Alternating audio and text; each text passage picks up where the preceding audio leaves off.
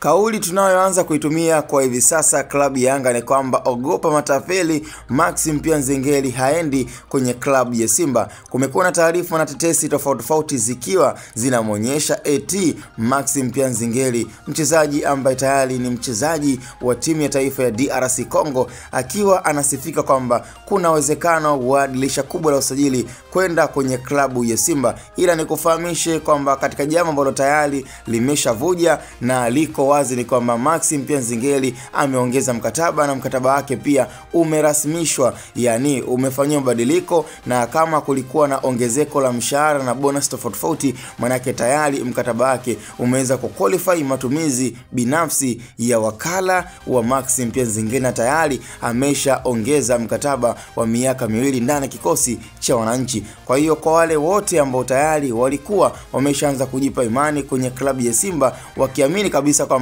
mtoto cha Sambi ambaye pia pengine alitamani sana kukutana na Maxim pia Nzengeli ndani ya uzi wa wekundu wa Msimbazi, basi ni swala ama ni ndoto ya Abu Nuwasi. Wale wote wanaosambaza taarifa matetesi ambazo zimekuwa zikiendelea kwa baadhi ya watu wakiamini kwamba Maxim pia Nzengeli atakuwa mchezaji wa klabu ya Simba kwa dirisha kubwa la usajili ndani ya mwaka 2025 mwaka 2026, lakini iko wazi na rasmi kabisa kwamba ogopa matapeli, Maxim pia Nzengeli hauzwi wala haendi popote, bali ni mchezaji rasmi kabisa wa kikosi cha wananchi na ataendelea kutumikia vilivyo kikosi cha wananchi. Kwa hiyo kwa wale wote ambao walikuwa hawajui, inabidi niwafahamisha na niwape ukweli ambao inabidi utambue kwamba tayari kijana ameshaongeza miaka 2 na hana mpango. Na katika swala ambalo pia limeweza kumfurahisha zaidi ni kwamba ongezeko la mshahara kwa Maxim pia Nzengeli tayari limeweza kukizi.